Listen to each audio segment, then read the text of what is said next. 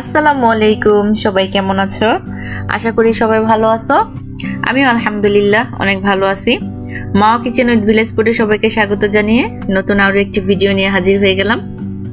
তো আজকে আমি কয়েক আইটেমের রান্না করব, কারণ আজকে আমার বাড়িতে মেহমান আছে আর আজকে আব্বা আম্মা আর ছোট ভাই বাসায় বেড়াতে আসছে। তো রান্নাগুলো আমি করব না, মাই করবে। তো প্রথমে আমি আমার বরবটি গাছের নিচে চলে গেলাম। এই সবজিটা আমার মার খুব প্রিয় একটা সবজি। তো মা অনেক দিন ধরে বলতেছে যে বরবটি হয়েছে, তো আমি তো বরবটি খেতে খুব পছন্দ করি। তো আমি কিছুটা বরবটি গাছে হয়েছে শেষ সময় আর কি, তো মাকে দিয়ে বলছি যে তুমি বরবটিগুলো পারো। তো মা খুব আনন্দ করে বরবটিগুলো তুলতেছে। এই যে দেখো আমার বরবটি মোটামুটি অনেকগুলোই হয়েছে, খুব সুন্দর বরবটি, আর এগুলো খেতে অনেক মজা। তো প্রথমে মা বরবটিগুলো কেটে নিচ্ছে, আর এটা মা গুঁড়া মাছ দিয়ে রান্না করবে। আর এদিকে কলই শাকটাও কেটে নিচ্ছে। আমার মা আবার কলই শাকটা খুব ভালো কাটতে পারে, আমরা তেমন আমি তো পারিই না, দেখা যায় আমি অনেক সময় আমার ভাড়াটিয়াদের দিয়ে কাটায় রাখি। তো যাই হোক, এদিকে কাটাকুটি শেষ। প্রথমে একটা চুলায় একটা কড়াই বসাই দেওয়া হয়েছে আর পরিমাণ মতো তেল দিয়ে দিল। তো প্রথমে রান্না কয়টা আমি করব না, কারণ বলছি মা রান্না করবে। তো প্রথম পেঁয়াজ কুচি দিয়ে দিল, কারণ প্রথমে মা পোনা মাছের তরকারিটা রান্না করবে। পেঁয়াজ কুচিটা ভাজা হয়ে গেছে, এই পর্যায়ে দিয়ে দিবে 1 টেবিল চামচ আদা রসুন বাটা। এবার আদা রসুনটাকে পেঁয়াজের সাথে খুব ভালো করে নেড়েচেড়ে মিশিয়ে নেওয়া হয়েছে। দিয়ে দিল পরিমাণ মতো পানি মশলা কষানোর জন্য। এবার একে একে সবগুলো মশলার উপকরণ দিয়ে দেওয়া হবে। প্রথমে দিয়ে দিল স্বাদ মতো নুন,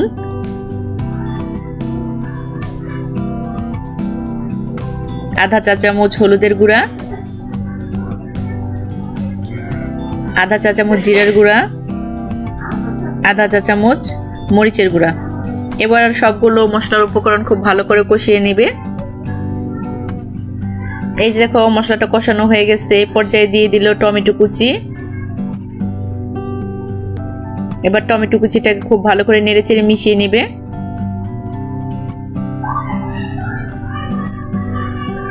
মেশানো হয়ে গেছে, এই পর্যায়ে দিয়ে দিতেছে পোনা মাছ। আর মাছটা অনেকে হাতে মেখে তারপরে রান্না করো, এখানে মা মশলা কষাইয়া তারপরে পোনা মাছটা দিয়ে দিছে আর পরিমাণ মতো পানি দিয়ে দিছে, একদম মাখা মাখা পানি। এই দেখো মাছটার পানি একদম শুকিয়ে গেছে, এই পর্যায়ে দিয়ে দিল ধনেপাতা কুচি। এই যে রান্নাটা একদম পারফেক্ট হয়ে গেছে। এবার আরেকটা কড়াই বসাই দিছে, এতে দিয়ে দিল পরিমাণ মতো তেল। আর এটার মধ্যে একটু ওই যে বরবটিটা পাড়া হয়েছে গাছ থেকে, ওই বরবটি দিয়ে তারপরে বাইলা মাছ দিয়ে রান্না করবে, ছোট বাইলা মাছ। 1 টেবিল চামচ আদা রসুন বাটা দিয়ে দিছে।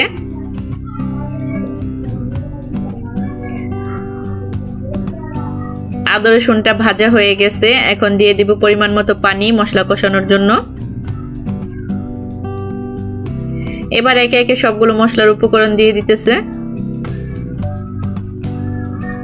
এখানে দিয়ে দেওয়া হয়েছে জিরার গুঁড়া, হলুদের গুঁড়া, মরিচের গুঁড়া আর স্বাদ মতো নুন। এবার সবগুলো মশলার উপকরণ খুব ভালো করে কষিয়ে নেওয়া হবে। কষানো হয়ে গেছে, এই পর্যায়ে দিয়ে দিল কেটে রাখা আলু আর বরবটি। এবার আলু আর বরবটিটাকে খুব ভালো করে কষিয়ে নেবে। এই যে দেখো কষানো হয়ে গেছে, ওই একই প্রসেসে দিয়ে দিল মাছগুলো। ওই পোনা মাছটা যেভাবে দিছে এই বাইলা মাছটা ঠিক ওই রকম ভাবে দেওয়া হয়েছে, কারণ মাছগুলো দিয়ে নাড়াচাড়া দিলে মাছগুলো একদম ভেঙে যাবে, এজন্য সাজায় দেওয়া হয়েছে। আর দিয়ে দিছে পরিমাণ মতো পানি, মানে মাখা মাখা পানি দিতে হবে, বেশি ঝোল করা যাবে না।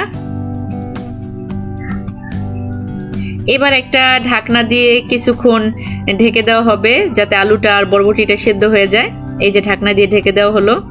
আর এইদিকে দেখো আমার ফুল গাছগুলোতে খুব সুন্দর ফুল ফুটছে। আর এই ফুল গাছের ভিডিওটা এর আগে আমি তোমাদের দিছি, কিন্তু এতগুলো ফুল ছিল না। এই যে দেখো খুব সুন্দর ফুল।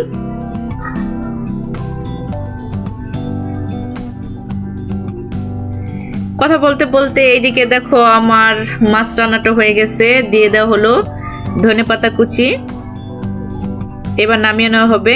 আর ওই একই প্যানে আবার পরিমাণ মতো তেল দেওয়া হইলো কলই শাক রান্নার জন্য। প্রথমে দিয়ে দিল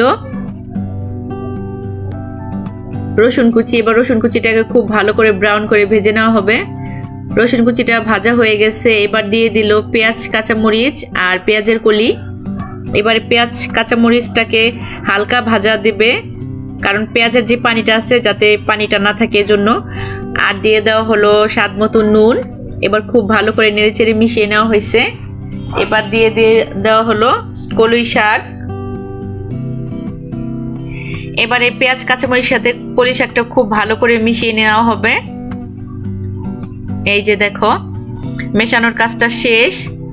এবার কিছুক্ষণ নাড়াচাড়া করে ভাজা ভাজা করে নিলেই রান্নাটা কমপ্লিট। এই দেখো কলই শাক রান্নাটা একদম কমপ্লিট। এবার আমি আরেকটা কড়াই বসাই দিচ্ছি। এবার আমি মুরগির মাংসটা রান্না করব, আর এই রান্নাটা আমি নিজে করব। প্রথমে দিয়ে দিলাম পেঁয়াজ কুচি। পেঁয়াজ কুচিটা আমার ভাজা হয়ে গেছে। এই পর্যায়ে আমি দিয়ে দিলাম 1.5 টেবিল চামচ আদা রসুন বাটা। এবার আদা রসুনটাকে খুব ভালো করে আমি ভেজে নেব। আদা রসুনটা ভাজা হয়ে গেছে। এই পর্যায়ে দিয়ে দিলাম পরিমাণ মতো পানি মশলা কষানোর জন্য। এবার আমি দিয়ে দিচ্ছি 1 টেবিল চামচ হলুদের গুঁড়া, আর এখানে 1.5 টেবিল চামচ মরিচের গুঁড়া, আর 1 টেবিল চামচ জিরার গুঁড়া, আর স্বাদ মতো লবণ। আমার সবগুলো মশলা দেওয়া হয়ে গেছে। এবার আমি মশলাটাকে খুব ভালো করে কষিয়ে নেব। মশলা কষানো হয়ে গেছে। এ পর্যায়ে দিয়ে দিলাম আমি টমেটো কুচি। টমেটোটা দিছি আমি কালারের জন্য। এই যে মশলা কষানো হয়ে গেছে। এই পর্যায়ে আমি দিয়ে দেব মুরগির মাংস। আর এটা খাসি মুরগির মাংস, অনেকে এটাকে লেয়ার মুরগি বলে থাকো। তো এই মাংসটা একটু শক্ত হয় আর কি, এই জন্য দেখা গেল আগে একটু ভালো করে কষিয়ে নিলাম। আর দিয়ে দিলাম আমি আলুটা আমি একটু বড় বড় করে কেটে নিছি, কারণ দেখা যায় মাংস কষাতে কষাতে আলুটা একদম গলে যাবে, এই জন্য একটু বড় বড় করে দিছি। তো এবার মাংস আর আলুটাকে খুব ভালো করে আমি কষিয়ে নেব।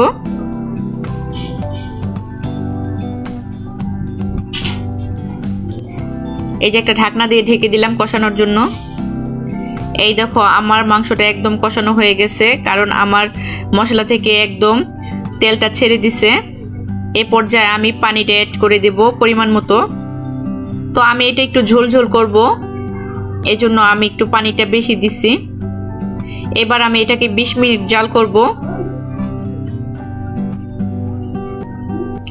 20 মিনিট পরে দেখো আমার একদম মাংসটা রান্না কমপ্লিট, আর ঝোলটা মোটামুটি শুকিয়ে গেছে।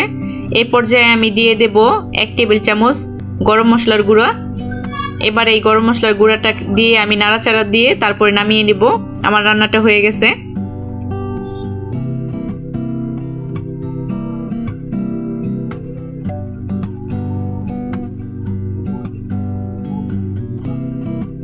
এই যে দেখো আমার সবগুলো রান্নাই কমপ্লিট।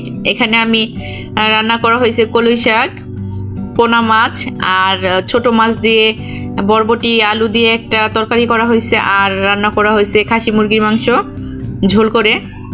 তো এই রেসিপিগুলো তোমাদের কার কেমন লাগছে অবশ্যই আমাকে কমেন্ট করে জানাবে। আর আমার ভিডিওটা যদি ভালো করে লেগে থাকে অবশ্যই তোমরা একটা লাইক করে দেবে। অনেক সময় দেখা যায় তোমরা ভিডিও দেখতে দেখতে লাইক করতেই ভুলে যাও, এজন্য আমি তোমাদের আরও একবার মনে করিয়ে দিলাম। তো এইদিকে আমি সবাইকে খাবার দিয়ে দিছি। আর সব সময় তো ভিডিওতে দেখা যায় আমি বা আমার হাজবেন্ড আমরাই খেয়ে থাকি। তো আজকে যেহেতু আব্বা আম্মা আসছে তাই আব্বার খাবারটাই ভিডিও করতেছি। তো এই যে দেখো এইদিকে আমার আব্বাকে খাবার দিয়ে দিছি, আব্বা খাবার খাচ্ছে।